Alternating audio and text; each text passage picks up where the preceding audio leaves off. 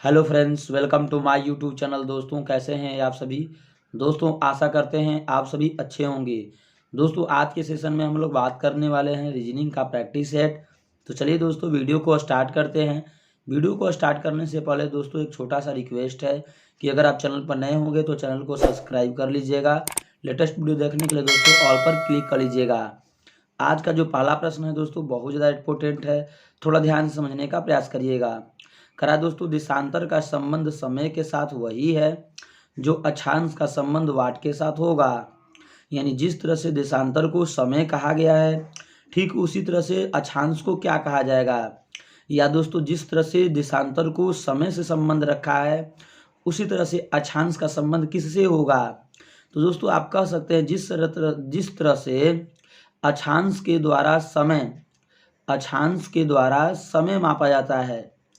जिस तरह से दोस्तों अक्षांश के द्वारा क्या मापा जाता है, समय, ठीक उसी के द्वारा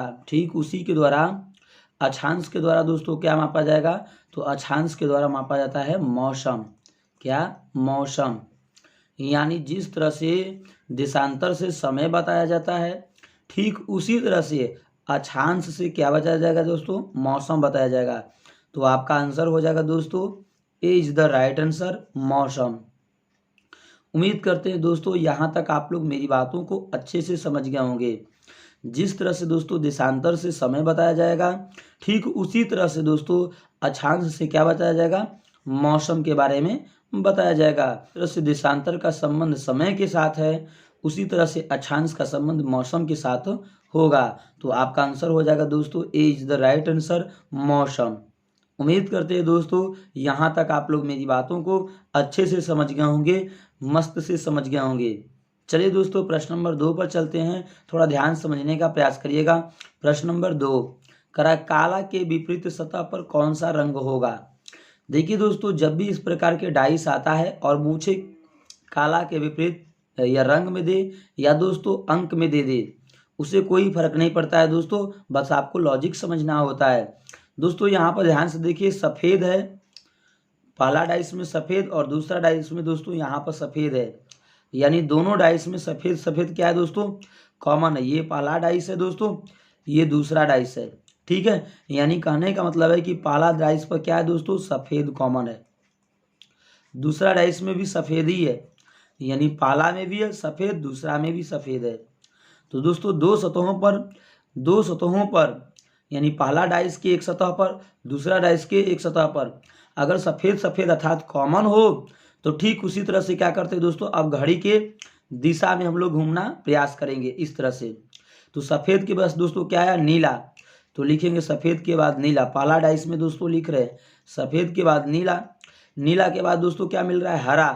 तो हरा लिख लेंगे। समझ रहे बात को। उसके बाद दोस्तों यहाँ पर देखेंगे सफ़ेद सफ़ेद के कॉमन हो गया, अर्थात सफ़ेद सफ़ेद के विपरीत हो गया। तो दोस्तों सफ़ेद के बाद क्या मिल रहा है, पीला मिल रहा है। यानी नीला का विपरीत क्या हो रहा है दोस्तों, पीला हो रहा है। क्या हो रहा है, पीला। अब यहाँ पर दोस्तों पीला के बाद क्या आएगा, तो काला आ जाएगा। तो हरा के विपरीत क्या मिल रहा है दोस्तों, काला। आपसे पूछा क्या प्रश्न में दोस्तों, आपसे पूछा है कि काला के विपरीत क्या होगा। तो दोस्तों काला के विपरीत हरा, तो हरा के विपरीत क्या है, काला। यानी इसका आंसर हो जाएगा दोस्तों, काला के विपरीत पूछा है तो आप लगा दीजिएगा ए इज द राइट आंसर, हरा होगा। उम्मीद करते हैं दोस्तों यहाँ तक आप लोग मेरी बातों को अच्छे से समझ गए होंगे। जब भी फलक पर कॉमन होता है, पहले कॉमन वाले पद को लिख लेते हैं। ठीक है दोस्तों, उसके बाद क्या करते हैं दोस्तों, घड़ी के दिशा में, कैसे, घड़ी के दिशा में घूमते हैं। तो दोस्तों ये देखिए, घड़ी की दिशा इधर यही होती है। तो घूमेंगे तो क्या मिला, नीला मिला यहाँ पर। तो नीला मिला। उसके बाद दोस्तों क्या मिला, हरा मिला। यानी पहला डाइस में ये हो रहा है काम, समझ रहे। उसी तरह से दोस्तों दूसरा डाइस में हम लोग करेंगे। दूसरा डाइस में सफ़ेद सफ़ेद के कॉमन है, अर्थात विपरीत फलक है। तो सफ़ेद के बाद दोस्तों क्या मिलेगा, सफ़ेद के बाद पीला मिल रहा है। तो सफ़ेद नीला के विपरीत पीला हो गया और पीला के विपरीत नीला हो गया। पीला के बाद दोस्तों क्या मिल रहा है, काला मिल रहा है। पीला के विपरीत क्या मिल रहा है, काला। यानी यहाँ पर हरा है तो हरा के विपरीत काला मिलेगा और काला के विपरीत हरा मिलेगा। तो आपका आंसर हो जाएगा दोस्तों, काला के विपरीत पूछा है तो हरा हो जाएगा। आपका आंसर हो जाएगा A is the right answer, हरा। उम्मीद करते हैं दोस्तों यहाँ तक आप लोग मेरी बात को अच्छे से समझ गए होंगे। प्रश्न नंबर दोस्तों 3 पर चलते हैं। थोड़ा ध्यान समझने का प्रयास करिएगा। प्रश्न नंबर 3 मोस्ट इम्पोर्टेंट है। 10 जून वर्ष 2002 को कौन सा दिन था? देखिए दोस्तों 10 जून 2002 को पूछ रहा है कौन सा दिन था। जब भी दोस्तों इस प्रकार के प्रश्न आते हैं तो पहले दो बातों पर ध्यान देना होता है दोस्तों।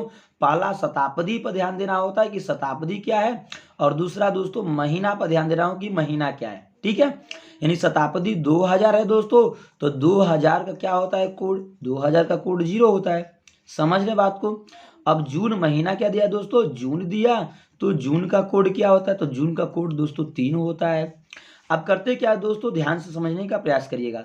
पहले क्या लिखेंगे दोस्तों, पहले शताब्दी का कोड लिखते हैं तो 0 हो गया, प्लस कर लेंगे। सैकड़ा दोस्तों, सैकड़ा वर्ष कितना है, तो सैकड़ा वर्ष यहाँ पर हो जाएगा कितना, सैकड़ा वर्ष यहाँ पर हो जाएगा दोस्तों 0 और 2 हो जाएगा। समझ रहे हैं दोस्तों, फिर प्लस कर लेंगे। अब दोस्तों सैकड़ा वर्ष 0 और 2 में लीप वर्ष कितने हैं, तो लीप वर्ष दोस्तों तभी होगा जब 4 का भागा लगेगा पूरा पूरा, वो भी तो 0 और 2 में 4 का पूरा पूरा भागा नहीं लग रहा है दोस्तों, इसका मतलब लीप वर्ष 0 है, प्लस कर लेंगे। अब यहाँ पर दोस्तों देखिए उसके बाद महीना का कोड लिखते हैं, तो महीना क्या है, जून है, तो जून का कोड 3 होता है तो 3 लिख देंगे। उसके बाद दोस्तों जून में कितने दिन, तो 10 बोल रहा है, 10 जून को बोल रहा है, तो 10 जून के मतलब 10 लिख देंगे। अब दोस्तों क्या करेंगे, बटा में 7 का भागा लगाएंगे, तो ऊपर वाले को जोड़ेंगे दोस्तों, 10 में 3 जोड़ेंगे तो 13, 13 में 2 जोड़ देंगे तो कितना हो जाएगा, 15 हो जाएगा, यानी 15 बटा में 7 हो जाएगा। समझ रहे हैं, 7 से भागा करेंगे तो 7 दूना के 14, 2 गुणे 7 आप प्लस 1, शेषफल क्या बचा दोस्तों, 1 बच गया। शेषफल क्या बचा दोस्तों, 1 बच गया, यानी 7 दूना के 14 2 बार में कट गया, और शेषफल क्या बचा, रिमाइंडर दोस्तों 1 बचा। देखिए दोस्तों अगर शेषफल 0 बचता तो क्या होता, रविवार होता। अगर शेषफल 1 बच रहा है तो क्या होगा, सोमवार होगा। तो आपका आंसर हो जाएगा दोस्तों, ए इज द राइट आंसर, सोमवार। उम्मीद करते हैं दोस्तों यहाँ तक आप लोग मेरी बातों को अच्छे से समझ गए होंगे। दोस्तों जब भी इस प्रकार के प्रश्न आता है तो पहले आपको शताब्दी पर ध्यान देना है। शताब्दी क्या है दोस्तों, 2000, उसका कोड क्या होता है, 0। महीना दोस्तों क्या है, जून का, तो जून का कोड क्या होता है दोस्तों, 3 होता है। क्लियर। अब यहाँ पर करते क्या दोस्तों, पहले शताब्दी का कोड लिख देंगे, उसके बाद दोस्तों यहाँ पर सैकड़ा वर्ष लिखेंगे। सैकड़ा वर्ष क्या है दोस्तों, 0 और 2, तो 0 और 2 लिख दिए। अब 0 और 2 सैकड़ा वर्ष में दोस्तों लीप वर्ष क्या होगा, तो लीप वर्ष का मतलब होता है 4 का भागा लगाते हैं तो पता चलता है, लेकिन 0 और 2 में दोस्तों 4 का भागा पूरा पूरा नहीं लगेगा, इसका मतलब लीप वर्ष कितने हैं, 0 हैं। अब यहाँ पर जून जो है, जून का कोड क्या है दोस्तों, महीना जून है, जून का कोड क्या है, 3 है, तो 3 लिख देंगे। यहाँ पर जून में कितने दिन बोल रहा है दोस्तों, 10 दिन, तो 10 लिख देंगे, बटा में 7, 10 में 3 जोड़ेंगे 13, 13 में 2 जोड़ देंगे तब 15 बटा में 7, भागा करेंगे 2 7 14 प्लस 1, यानी शेषफल क्या बच्चा दोस्तों, रिमाइंडर 1 बच्चा, 1 बच्चा यानी 0 बचता शेषफल, तो रविवार, 1 बच्चा तो सोमवार। तो आपका आंसर हो जाएगा क्या दोस्तों, ए इज द राइट आंसर, सोमवार। उम्मीद करते हैं दोस्तों यहाँ तक आप लोग मेरी बातों को अच्छे से समझ रहे होंगे। प्रश्न नंबर दोस्तों 4 पर चलते हैं, थोड़ा ध्यान से समझने का प्रयास करिएगा। प्रश्न नंबर दोस्तों 4 है, कह रहे 563 का संबंध 14 के साथ वही है जो 732 का संबंध वाट के साथ होगा। यानी कह रहा है कि 563 को किस लॉजिक के आधार पर दोस्तों 14 लिखा है, ठीक उसी लॉजिक के आधार पर 732 को क्या लिखा जाएगा। तो दोस्तों पहले 563 को इस तरह से लिख देना है। अब दोस्तों 14 लाना है तो करते क्या है दोस्तों, सभी अंकों को जोड़कर देख लेते हैं एक बार। तो 5 में 6 जोड़ेंगे तो 11, 11 में 3 जोड़ेंगे तो कितना होगा दोस्तों, 14 हो जाएगा। यानी यहाँ पर दोस्तों जो यहाँ पर 14 दे रखी उसी के बराबर आया। यानी किया क्या दोस्तों, तीनों अंकों का योग कर दिया तो 14 मिला। ठीक उसी तरह से दोस्तों करेंगे क्या, 732 है तो उनके अंकों का योग करेंगे, तो अंकों का योग करेंगे सबका, तो 7 में 3 जोड़ेंगे तो 10, 10 में 2 जोड़ देंगे तो कितना हो जाएगा, 10 में 2 जोड़ देंगे तो हो जाएगा 12। यानी 732 का संबंध किसके साथ होगा दोस्तों, तो 12 के साथ होगा। तो आपका आंसर कौन सा होगा दोस्तों, आपका आंसर हो जाएगा A is the right answer, 12। उम्मीद करते हैं दोस्तों यहाँ तक आप लोग मेरी बातों को अच्छे से समझ गए होंगे। प्रश्न जो है दोस्तों 4 जो बहुत ज्यादा इंपोर्टेंट है, करा कि 563 को 14 लिख रहा है, तो दोस्तों किस लॉजिक के आधार पर लिख रहा है पहले आपको यह समझना होगा। तो दोस्तों 563 को 14 लिखा, ठीक उसी प्रकार से 732 को क्या लिखा जाएगा।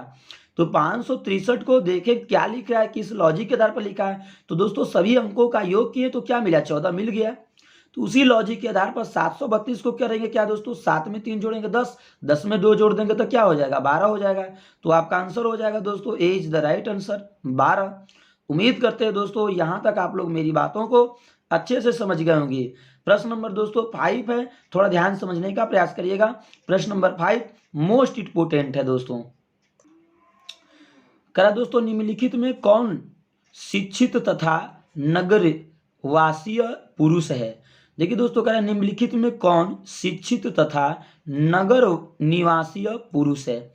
दोस्तों देखो ध्यान से समझने का प्रयास करिएगा। इस प्रकार के जो प्रश्न होते हैं दोस्तों बहुत ईजी होते हैं, थोड़ा ध्यान समझने का प्रयास करिएगा। पहले दोस्तों क्या पूछ रहा है, पहले ध्यान दीजिए। पहले तो बोला है शिक्षित, क्या बोल रखा है दोस्तों, पहले बोल रहा है कि शिक्षित। तो देखिए दोस्तों शिक्षित कौन है, तो देखिए दोस्तों शिक्षित जो है यहाँ पर ट्रेंगल को, यानी शिक्षित को ध्यान से देखिए दोस्तों, ट्रेंगल जो बनाया है वही शिक्षित को दर्शा रहा है। तो शिक्षित में कौन कौन आ रहा है दोस्तों, तो 4 आ रहा है, 11 आ रहा है और 5 आ रहा है। यानी शिक्षित में इतना ही लोग हैं, 4 है, 5 है, 6 लोग है, 6 है, ठीक है, सॉरी 4 है, 11 है और 5 है, क्लियर। फिर बोल रहा है कि दोस्तों नगरीय निवासी। अब दोस्तों देखिए नगर में निवास रहने वाले, यानी नगर में निवास रहने वाले जो लोग होते हैं उन्हें नगरीय निवासी कहते हैं। और नगरीय निवासी को दोस्तों वृत्त के द्वारा दर्शाया है। तो वृत्त में कितने कितने हैं दोस्तों, तो देखिए 3 है, 2 है, 4 है, 6 है और 10 है। समझ रहे बात को, नगर निवासी पुरुष। और पुरुष की बात कर रहा है तो पुरुष दोस्तों, पुरुष को आयत से शो कर रहा है। ध्यान से देखिए यहाँ पर दोस्तों ये जो है आयत बनाया, ये पुरुष को दर्शा रहा है। ये आयत जो है दोस्तों किसको दर्शा रहा है, पुरुष को, ठीक है। और ये जो त्रिभुज है उसको किसको दर्शा रहा था दोस्तों, शिक्षित को। समझ रहे बात को। और नगर में रहने वाले को दोस्तों क्या दर्शा रहा है, तो नगर में रहने वाले को दोस्तों वृत्त दर्शा रहा है। यहाँ पर देखिए ये नगर में रहने वाले को दर्शा रहा है, समझ रहे। तो आपसे पूछ रहा है कि शिक्षित तथा नगरीय निवासी, और वह पुरुष भी होना चाहिए, शिक्षित भी हो। तो शिक्षित दोस्तों 4, 11, 5 में से ही कोई होगा, समझ रहे बात को। फिर बोल रहा है कि नगरीय निवासी हो, तो नगरीय निवासी में दोस्तों देखिए 11 और 5 नहीं है बल्कि 4 है, इसका मतलब हो जाएगा नगरीय निवासी 4 होगा। फिर बोल रहा है दोस्तों पुरुष में भी होना चाहिए, तो पुरुष में दोस्तों क्या हो जाएगा, 11 भी है, 4 भी है, लेकिन नगरीय निवासी जो है दोस्तों केवल 4 है। तो इसका आंसर हो जाएगा दोस्तों 4। तो आपका आंसर हो जाएगा दोस्तों ए इज द राइट आंसर 4। उम्मीद करते हैं दोस्तों यहाँ तक आप लोग मेरी बातों को अच्छे से समझ गए होंगे। बात समझ में आवे दोस्तों तो एक प्यारा सा लाइक कर दीजिएगा दोस्तों, चैनल को सब्सक्राइब कर लीजिएगा लेटेस्ट वीडियो देखने के लिए दोस्तों, ऑल पर क्लिक कर लीजिएगा। प्रश्न नंबर दोस्तों 6 पर चलते हैं, थोड़ा ध्यान से समझने का प्रयास करिएगा। प्रश्न नंबर 6 मोस्ट इंपोर्टेंट है। प्रश्न नंबर दोस्तों 6 से थोड़ा ध्यान से समझने का प्रयास करिएगा। कराए किसी कूट भाषा में 256 का मतलब यू आर गुड लिख रहा है, यानी 256 को YOU आर और गुड लिख रहा है दोस्तों 256 को। थोड़ा ध्यान से समझिएगा दोस्तों, प्रश्न बहुत ज़्यादा इंपोर्टेंट है।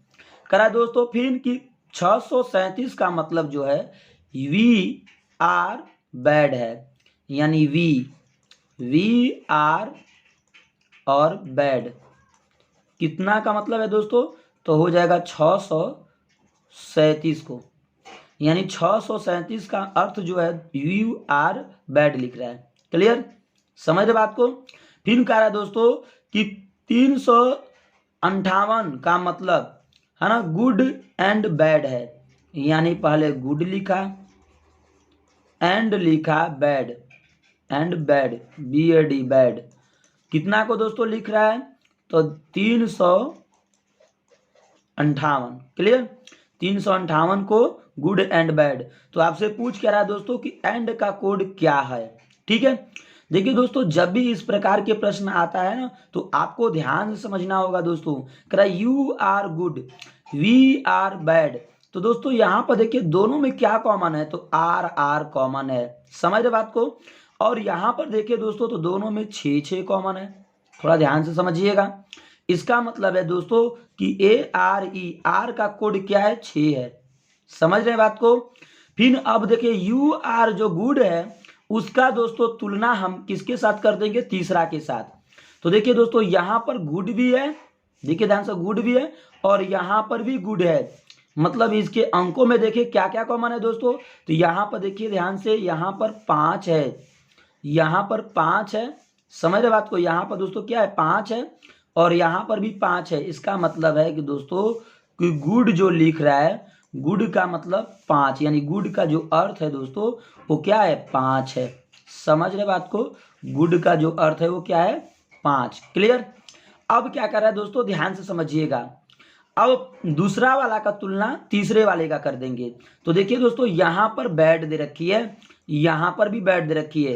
अंक में देखिए दोस्तों, तो अंक में क्या क्या कॉमन है, तो यहाँ पर देखिए 3 है और यहाँ पर देखिए भी 3 कॉमन है। इसका मतलब है दोस्तों कि बैड का जो अर्थ कोड होगा वो 3 होगा। बैड का जो अर्थ अर्थात कोड जो होगा वो 3 होगा। अब ध्यान से देखिए दोस्तों, बैड 3 का हो गया, समझिएगा ध्यान से, बैड जो हो गया दोस्तों 3 का हो गया, ठीक है। और यहाँ पर जो गुड है ओकर कोड जो है 5 हो गया, ओकर कोड 5 हो गया। तो दोस्तों 8 ही तो इसमें बचा, 8 ही ना इसमें बच रहा है। तो 8 किसका होगा दोस्तों, एंड का, अर्थात एंड का कोड क्या होगा दोस्तों, एंड का कोड 8 मिला। तो आपका आंसर कौन सा होगा दोस्तों, आपका आंसर हो जाएगा A is the right answer. And का कोड 8 होगा तो आपका आंसर हो जाएगा A is the right answer 8। उम्मीद करते हैं दोस्तों यहां तक आप लोग मेरी बातों को अच्छे से समझ गए होंगे। प्रश्न दोस्तों 6 जो है बहुत ज्यादा इंपोर्टेंट थी। कह रहा यू आर जो गुड है उसका अर्थ जो 256 लिखा। क्लियर, 200 इसका अर्थ 256 लिख रहा है। फिर बोल रहा है we are bad, we are bad का जो अर्थ है दोस्तों 637 लिख रहा है। तो फिर बोल रहा है कि गुड एंड बैड दोनों का मतलब जो है ना दोस्तों 358 लिख रहा है। समझ बात को। तो आपसे पूछ रहा है एंड का, तो एंड का क्या हो जाएगा दोस्तों 8 हो जाएगा, क्योंकि पहले और दूसरे का तुलना करेंगे तो आर कॉमन है, इसका मतलब ये दोनों में 6 थे, आर का कॉमन, यानी आर का कोड क्या मिला 6 मिला। उसी तरह से दोस्तों पहला और तीसरे का कॉमन किए तो गुड गुड मिला दोनों में। तो दोनों में इसमें देखेंगे अंक में दोस्तों तो क्या मिला 5 5, यानी गुड का अर्थ क्या हो गया, यानी गुड का कोड क्या हो गया 5 मिल गया। उसी तरह से दोस्तों बैड का कोड क्या मिला, दूसरा और तीसरा को मैच किया तो बैड और गुड मिल गया। तो बैड और बैड मिल गया। तो दोनों में इधर देखेंगे तो दोस्तों क्या मिला, तो 3 मिल गया, यानी बैड का जो कोड है 3 मिल गया। तो दोस्तों यहाँ पर देखिए गुड का कोड पता चल गया, गुड का कोड क्या है 5 है। उसी तरह से दोस्तों यहाँ पर बैड का कोड पता चल गया 3 है। तो यहाँ पर क्या बच्चा, अब तो 8 ही ना बच्चा, इसका मतलब है कि एंड का कोड क्या है 8 है। तो आपका आंसर हो जाएगा A is the right answer 8। उम्मीद करते हैं दोस्तों यहाँ तक आप लोग मेरी बातों को अच्छे से समझ गए होंगे। प्रश्न नंबर 7 पर चलते हैं, थोड़ा ध्यान से समझने का प्रयास करिएगा।